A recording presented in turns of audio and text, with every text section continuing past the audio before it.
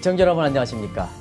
현 정부의 국정운영 목표인 혁신성장 키워드에 맞춰서 연초부터 한국경제TV가 야심차게 준비한 혁신성장 코리아 진행을 맡은 한석주입니다. 이 시간에는 혁신성장의 실체를 이해하고 확산하는 데 기여하면서 우리 경제 내부에서 묵묵히 혁신성장을 실천하는 기업가 또 사람을 발굴하고 소개해드리고 있습니다. 오늘은 이 시간에 아주 특별한 분, 정말로 방송을 이렇게 보시면 보실수록 아주 특별한 분이다. 시청자분이 체감하실 수 있을 거로 이렇게 생각되는데요. 김일태 화백님을 모셨습니다. 왜 화백님을 모셨느냐 하면 지금은 1인 기업 이런 것이 대세 추세이기 때문에 이런 거에 관련돼서 아마 1인 기업보다도 더 훌륭한 세계적으로 이름을 날리시기 때문에 김일태 화백님을 특별히 모셨습니다. 화백님 안녕하십니까? 네, 안녕하세요. 제가 이게 혁신성장 코리아에서 아마 지금까지 시청자분이 이게 방송을 보시던 분은 왜 기업인이 아니고 화백님을 모셨냐 이렇게 이제 깜짝 놀라실 것 같아요. 네. 그래서 화백님에 대해서 궁금해하시는 분이 많은데요. 네. 스스로 좀 소개하시긴 그렇지만 네. 스스로 한번 좀 소개 좀 해주시기 바랍니다. 네, 저는 미술인 김일태입니다. 네. 이 방송을 준비하다 보니까 사실 그 방송 직전에 수상을 하셨더라고요. 네. 그게 저는 이쪽 분야의 문화이기 때문에 직접 좀 이거는 좀 길게 소개 좀 해주시기 바랍니다. 네, 그 네. 브랜드 퍼스널리티 상 이게 네. 이제 뭔지 시청자 여러분한테 좀 이렇게 설명해 주시기 바랍니다. 네, 브랜드 퍼스널리티 상은 네네. 세계 각국에서 네. 탁월한 능력과 지도력을 갖거나 네네. 어떠한 열정을 갖고 인류 사회에 큰 공헌을 한 사람들에게 수여하는 세계적인 수상입니다. 네네. 거기에 제가 영광스럽게도 한국인으로서 저의 작품과 저의 예술 세계를 인정받아서 제가 100대 브랜드에 선정되고 수상을 하게 되었습니다. 네. 지금 브랜드 퍼스널리티 상에 대해서 지금 시청자한테 소개해드렸습니다는 해외에서 다른 수상 경력도 많은데요. 네. 다른 그 수상 경력도 같이 하면 네. 시청자 여러분한테 화백님에 대해서 또 화백님의 업적에 대해서 아실 수 있을 거로 생각하기 때문에 네. 그걸 좀 이렇게 겸연쩍다 하시더라도 좀 소개 좀 해주시기 바랍니다. 네, 저는 그 여러 가지 작품상을 세계에서 많이 받았지만 네네. 특히 서양화의 본토인 영국 사치 갤러리에서 네네. 아시아인으로는 최초로 네네. 단독 초청 전시회를 가졌습니다. 네. 2015년도에 네. 아시아인으로서 미술인으로서 영국의 사치 갤러리에 단독 전시를 했다는 것은 그만큼 한국인이지만 네. 미술인으로서 그네들이 인정해주고 작품에 대한 독창성이 서양인들이 도저히 상상도 못했고 네. 생각지도 못했던 새로운 장르의 작품으로 네. 도전해서 그네들에게 인정받은 것이기 때문에 사치갤러리라는 곳은 세계 미술인의 등용문이고 네. 그 사치에 서야만이 그래도 세계 랭킹을 받을 수 있는 그런 갤러리입니다. 시청자분께서도 이제 사치 갤러리 저도 이제 그게 그런 의미를 갖고 있는지 오늘 좀 처음 알았습니다. 네. 그래서 독창성 이렇게 좀 많이 하다 보니까 우리가 보면 이제 물감으로는 회와 달리 지금 독창성적인 측면에서 김일태 화백님 딱 해서 이렇게 하면 금화가 딱 떠오더라고요. 네. 그래서 금화가 이제 어떤 것인지 좀 이것부터 소개해 주시기 바랍니다. 네. 이 금화라는 그런 장르는 네네. 지금까지의 서양인 화가로서 서양인들이 만들어 놓은 작품에는 그네들이 만들어 놓은 그런 페인터와 그네들이 만들어 놓은 케미칼 오일을 혼합해서 붓으로 작품을 그려내는 화법을 통한 것이 서양 화법입니다. 네네. 그런데 저는 왜 작품을 꼭 그네들이 만들어 놓은 케미칼, 화학적인 것을 사용해야만 하고 네네. 또 새로운 우리 동양에도 정말 좋은 질감의 그런 그 재료들이 얼마든지 있는데 네네. 왜 꼭 저것을 사용해야만 되는가에 대한 의문을 젊은 날부터 갖고 정말로 미술의 재료도 진정성이 있고 영원히 보존할 수 있는 보존력이 강하면서 가장 아름다운 색감을 낼 수 있는 걸 찾게 되다가 금이 갖고 있는 색에 저는 매료되었죠. 네. 그래서 금은 광물질입니다. 네. 그래서 금을 분말로 갈아서 작품을 천연 오일을 개발해서 네. 케미칼 오일이 아닌 천연 오일과 광물질인 금을 혼합하여 숙성해서 재료를 준비하여 캔버스인 섬유질 위에 네네. 금화로 작품을 구현하게 돼서 일반인들에겐 생소하지만 아주 어렵고 힘든 작업이었지만 네네. 기어이 새로운 장르의 작품으로 독자님들에게 보존력이 가장 뛰어나고 대물림을 해도 되고 색감이 천년이 가도 변치 않는 그런 재료를 찾다가 금을 사용하게 되었습니다. 그러면 이제 우리 것처럼 경제를 다루는 입장에서 보면 두 가지 궁금증이 있습니다. 이렇게 과연 이렇게 호수에 따라서 가격을 매길 수 없습니다는 일반 회화 작품에 비해서 네. 이 가격이 얼마나 가는지 첫 번째 궁금증.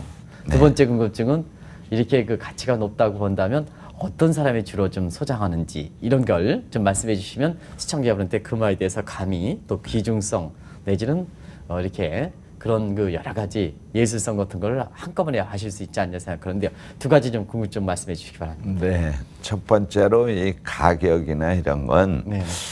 제가 미술인으로서 예술을 하는 사람이 이 자리에서 가격을 논하긴 그렇습니다만은 그렇겠습니다. 여쭤보시니까 네네.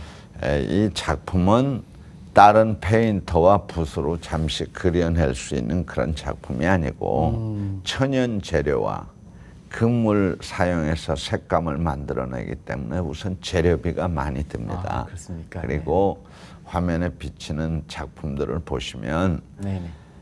1300도의 가마에서 7번씩을 구워내면서 금을 입히는 어려운 공정과 과정을 거치기 때문에 네네. 다소 재료비가 들어서 일반 회화보다는 조금 비싸지만 네네.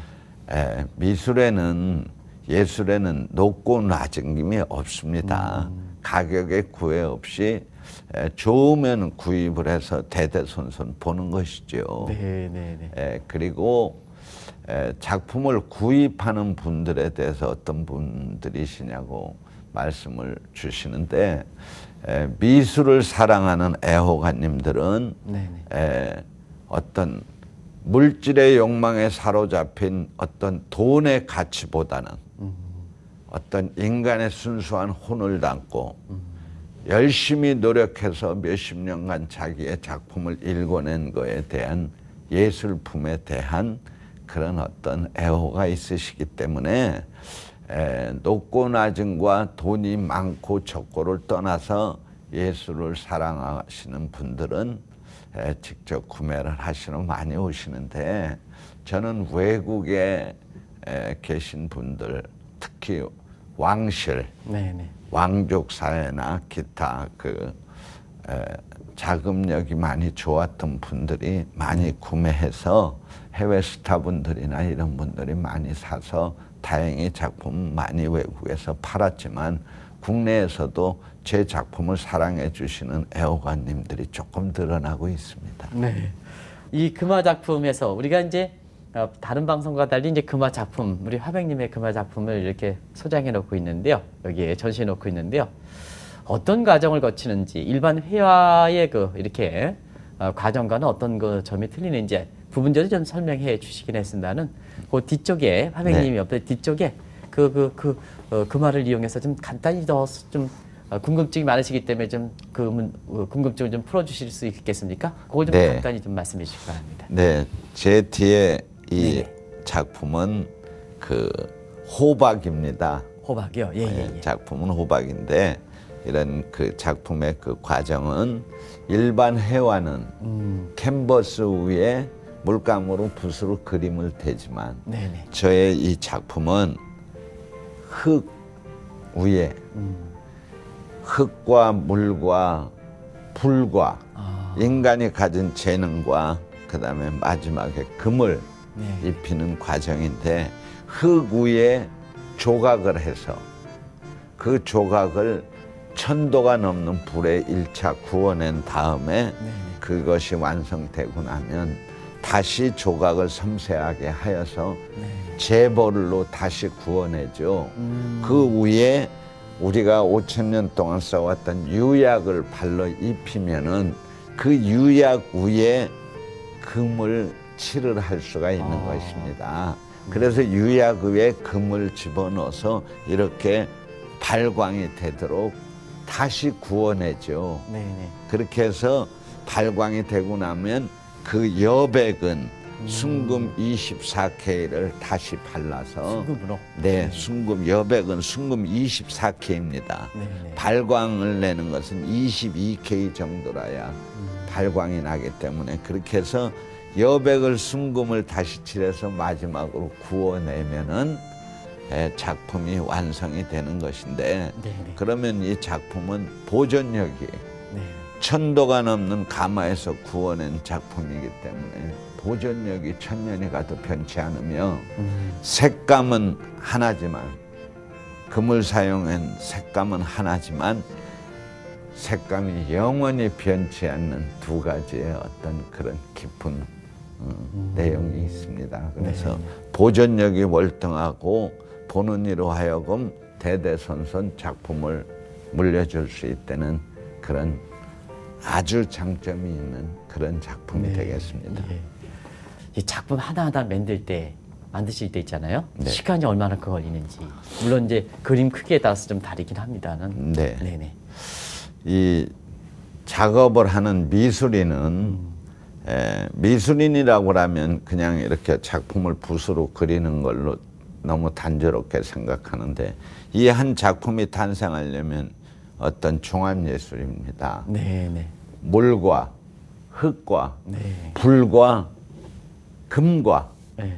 모든 인간이 사용할 수 있는 모든 자연 조건을 다 갖춰서 네네. 거기에 인간이 40~50년 동안 한 길을 걸어온 장인의 정신을 혼을 담아서 자기 작품 세계를 만들어가는 것이죠. 네. 그래서 그냥 지금까지 서양인들이 만들어 놓은 교본 속에 있는 그런 내용과 그네들이 가르쳐 주는 것만을 갖고 미술 시장에 등장을 해가지고는 미술인으로서는 미래가 없습니다. 네. 세계는 변화가 되고 있고 네네. 계속 진화되는데 왜 미술만 그냥 서양인들의 교본 속에서 정체된다면 미술인의 미래는 없다고 생각하기 때문에 네네.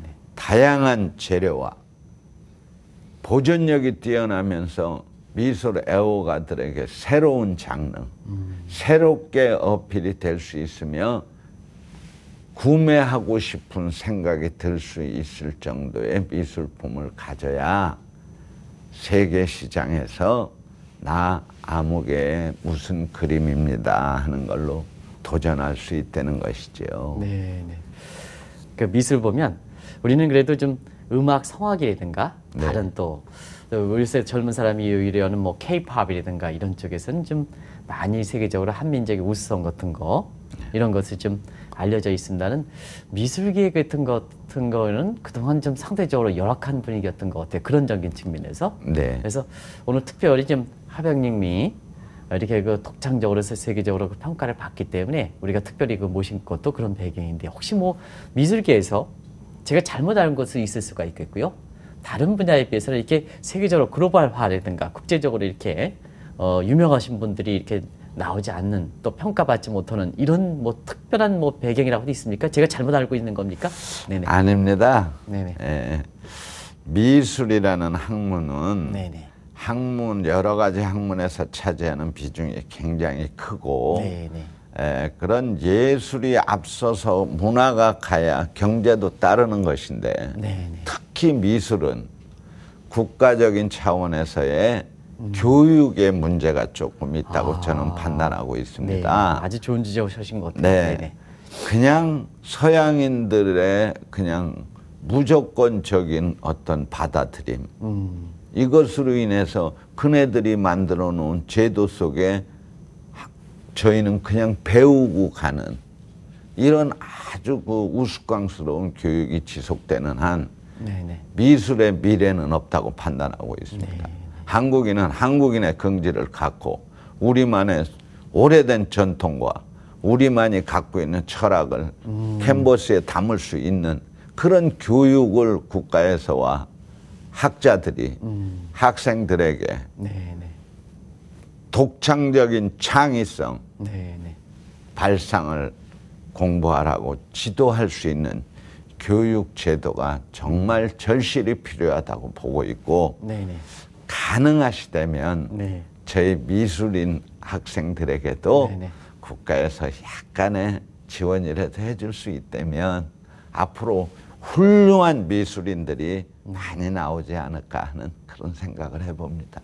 금화 하는데요. 지금까지 금화 얘기를 했습니다는 금화만에 갖고 있는 어떤 독창적인 어떤 특징, 금화만에 갖고 있는 뭐 독창적인 어떤 그 이점이랄까요? 장점 같은 거요? 이런 거 부분적으로 말씀해 주셨습니다. 다시 한번 좀 말씀해 주시기 바랍니다. 네, 금화라는 장르는 네네. 시청자분들이 이해하기 쉽게 제가 말씀을 드리겠습니다. 네네. 우선 서양인들이 만들어 놓은 페인터가 아닌 금만이 갖고 있는 찬란한 색깔을 네네. 색감을 찾아내기 위해서 금을 분말로 갈아서 제가 개발한 천연 오일과 금 가루를 혼합하여서 약 4개월 정도 숙성을 하여서 네네. 작품을 구현할 수 있는 조각과 소묘와 입체를 구현해서 색감이 하나이기 때문에 입체를 주었죠. 그렇기 때문에 거기에 들어가는 작품을 순수한 우리 자연 속에서 찾아낸 작품으로 금빛을 낸 작품을 금화라고 하고 있습니다. 네. 이 금화 같은 경우에는 다른 회와 달리 다른 회화 할 때는 명암이라든가 이런 거 줄 때 색깔 모습이라든가 짙은 색 뭐 이렇게 해서 이렇게 합니다는 금화는 그 단색 이런 층이기 때문에 이게 지금 전시회라든가 이런 것 통해서는 조명이라든가 이런 걸 잘 맞춰야 금화가 갖고 있는 본질적 문제 이런 것을 잘 구현했을 거를 구현할 수 있다는 그 생각이 드는데요. 아마추어적인 관점입니다. 근데 금화를 보는 방법, 또 뭐 디스플레이 할 때, 또 이렇게 많은 관람회 할 때 이렇게 관람객들이 어느 점에서 중점을 봐야 되는지, 그래야지 금화가 갖고 있는 어떤 장점을 이해할 수 있는지, 요거 좀 같이 좀 말씀해 주시기 바랍니다. 학문적 가치로는 서양화에서 보여지는 페인터로 그림을 그릴 때는 원근법을 사용해서 멀리 가까이 이런 학문적 어떤 기준을 주는데 금화는 붓으로 그림을 그리는 게 아니라 조각도 해야 되고 소묘와 입체와 명암과 다양함을 5개 학문을 한 작품에 집약시켜야 되기 때문에 굉장히 어려운 작업입니다. 그러나 그런 입체와 여러 다양성을 한 작품에 줌으로 인하여 보는 이로 하여금 한 작품 속에서 보는 이로 하여금 색감을 금을 하나를 주기 때문에 지루할 것 같지만 입체와 명암을 줬고 금이 갖고 있는 컬러는 조명이 주는 조도에서 바라보는 색감과 자연 채광에는 햇볕을 바라봤을 때와 비가 오는 날에 바라보는 색감은 조금씩 변화가 있는 아주 매력적인 컬러입니다.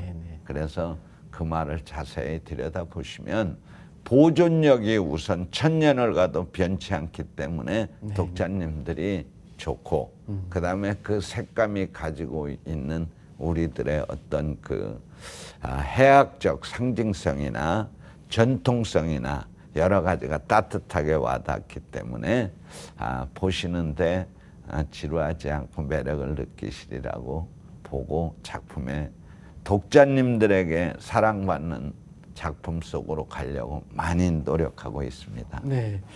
또 김일태 화백님이 이제 여기 이제 그림을 가져오셨습니다는 이렇게 귀한 재료로 또 아주 뭐 6개월이라든가 이런 것을 종합적으로 하다 보니까 그만큼 지난한 과정이 있지 않습니까? 그래서 작품을 할 때에도 이렇게 뭐 소재랄까요? 특별히 그 화백님이 특별히 선호하는 네. 어떤 뭐 동물 그림은 동물 그림인지 아닌지 이렇게 특별히 선호하는 이런 것도 또 시청자분들이 관심이 있을 것 같아요. 네. 화백님이 특별히 좀 선호하는 이런 그 재료, 화재 같은 거 어떤 거가 있으십니까? 세계적인 추세는 네네. 트렌드가 변하면서 뭐 추상도 하고 팝아트도 나오고 있지만 저는 우리 일상에서 우리 살아가는 일상에서 가장 따뜻하게 느낄 수 있는 그런 어떤 주변의 사랑, 장미 네네. 또 우리들의 삶 속에서 구상으로서 해학적 상징성으로 대지 가족 하면은 우리들이 느끼기에 이렇게 따뜻하게 와닿는 네네. 그런 일반적인 시청자나 네. 일반 독자님들이 그냥 너무 미술이란 학문을 어렵지 않고 내 생활, 내 삶 속에서 같이 동반하면서 같이 즐길 수 있는 주변에서 가까이 느낄 수 있는 사랑하면 어머님이 자식에게 주는 헌신적이고 은혜로운 사랑을 그대로 작품 속에 구현하고 이런 식으로 일상에서 독자님들과 같이 공감 소통하는 작품 쪽으로 크게 아이디어에 연연하지 않습니다. 네. 화백님처럼 그 개척하는 분야 네. 이런 거는 사실 그 당사자 입장에서는 험난한 굉장히 고통이 따르는 거고요. 또 이런 새로운 작품이 나온다 하더라도 기존의 기득권을 갖고 있는 미술계도 마찬가지입니다는 굉장히 좀 이것을 인정하지 않는 분위기 이런 게 서로 이렇게 많지 않습니까? 네. 그런 관점에서 좀 다소나마 좀 이렇게 지금까지 오시는데 어려운 것 같은 거 이런 거 좀 시청자 여러분한테 좀 말씀해 주실 수 있겠습니까? 어느 그 미술이라는 학문 속에서 60이 넘는 인생을 살아오면서 겪었던 고통이야 여기서 얘기하기에는 너무나 많은 게 있고 아픔도 많이 있었습니다.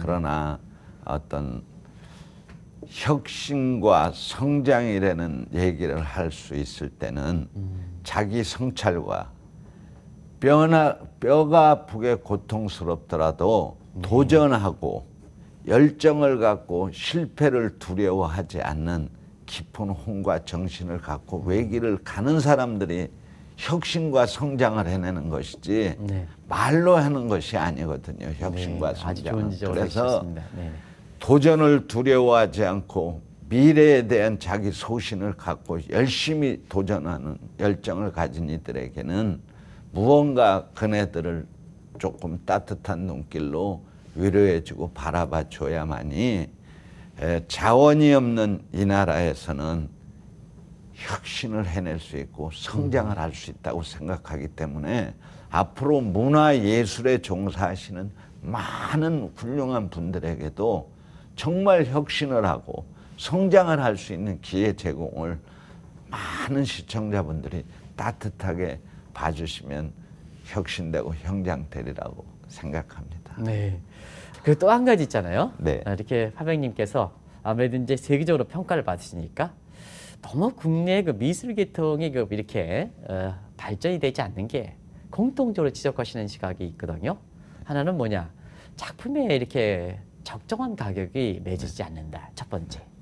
네. 두 번째는 이 작품의 적정 가격을 매길 때 너무 이제 이렇게 무슨 뭐 이렇게 특정한 몇몇 이렇게 거래소에서 이거를 매기다 보니까 올바른 이렇게 유통이 안 되고 또 너무 집중되는 과정에서 이렇게 가격이 이렇게 그 작품을 만들었던 창작자한테 가지 않고 유통업에 집중된다 하는 이런 쪽들을 지적을 많이 하는 것 같아요. 네. 이런 쪽이 정책 단계에서 풀어줘야 될 사항이라 생각하는데요. 그런 분야를 좀 민감한 사항이기 때문에 그런 점을 좀 말씀해 주실 수 있을까요? 제가 이 자리에서 말씀드리기엔 많이 민감한 내용이지만 네네. 우리 100만 미술인들의 미래를 위해서 한 말씀 드리겠습니다. 네네. 미술은 창작자인 작가에게 그림값이 돌아가야 됩니다. 아주 중요한 지적이십니다. 그리고 네네. 그 작가가 그 그림을 그리면서 그 작업 속에서 자기의 삶 속에서 새로운 장르를 개발하고 새로운 좋은 그림을 만들어낼 수 있도록 독자들의 사랑을 줘야 되는데 너무 젊은 작가들이 독자들에게 다가갈 수 있는 창구가 너무 적습니다. 그래서 다양한 문화 프로그램이나 큰 기업을 하시는 분들이 그런 젊은 작가들에게 다양한 작품을 내놓고 많은 시청자분과 많은 독자들에게 같이 공감할 수 있는 그런 어떤 전 국민적, 국가적으로 이것을 조금씩 발전시키면 우리들의 젊은이들도 정상적인 가격과 정상적인 독자들에게 다가갈 수 있는 창구가 만들어지는데 일부 몇몇 그냥 그런 유통 화랑 업계로 인하여 작가한테는 뭐 수치로 얘기하면 100원에 구입해서 독자에게는 1000원에 가도 작가는 100원밖에 받을 수 없는 이러한 유통 구조 속에서는 미래가 없다고 판단하는 거죠. 그래서 작가들에게 생존권을 보장해 줄 수 있는 기본적인 것들은 유통 구조에서도 이렇게 가야만이 미술과 문화예술에 종사하는 젊은이들이 미래를 보고 갈 수 있다고 생각하기 때문에 유통 과정에서 작가들을 조금 보호해 줄 수 있는 그런 시스템이 만들어지기를 큰일을 하시는 분들에게 바라보는 거죠. 여러 가지로 지금 이렇게 말씀해 주신 것에 대해서 시청자분들이 또 상당히 아마 공감대를 많이 하시고 우리의 문화계, 예술계라든가 미술계의 현황이라든가 또 정책적으로 어떤 관련 사항이든가 또 지금 그동안 정치와 관련되어 있는 문제라든가 이런 것을 어느 정도 좀 파악하시지 않았냐 생각합니다. 이렇게 나오신 데 대해서 다시 한번 좀 감사하다는 말씀드리겠습니다. 고맙습니다. 고맙습니다. 감사합니다. 시청자 여러분, 어떻게 오늘 김일대 화백님 아주 훌륭하신 분을 이렇게 모셨는데요. 또 어렵게 모셨습니다. 30분 인터뷰 과정을 어떻게 느꼈습니까? 이렇게 훌륭하신 분도 사회적으로 정책 당국이라든가 아니면 대중들이 이렇게 소위 인기인이다 해서 관심을 이렇게 끌지 않더라 하더라도 소신껏 일생 동안 세계를 위해서 이렇게 또 한국 국민을 위해서 예술을 가는 사람들이 많습니다. 자, 그러면 이런 분야가 한국 경제가 나아갈 방향이다. 예술과 문화를 겹쳐서 한국의 재도약을 위한 가치라든가 새로운 성장 동인을 찾아야 된다. 이런 것이 사회적으로 좀 붐처럼 되고 있는데요. 시청자분과 국민 여러분은 어떻게 하셔야 되겠습니까?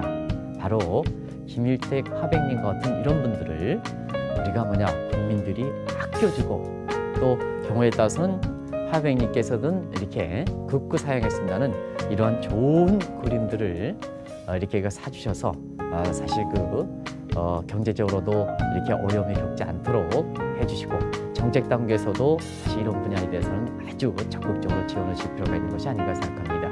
그래서 예술, 문화는 무엇보다도 국민들이 사랑해줘야 됩니다.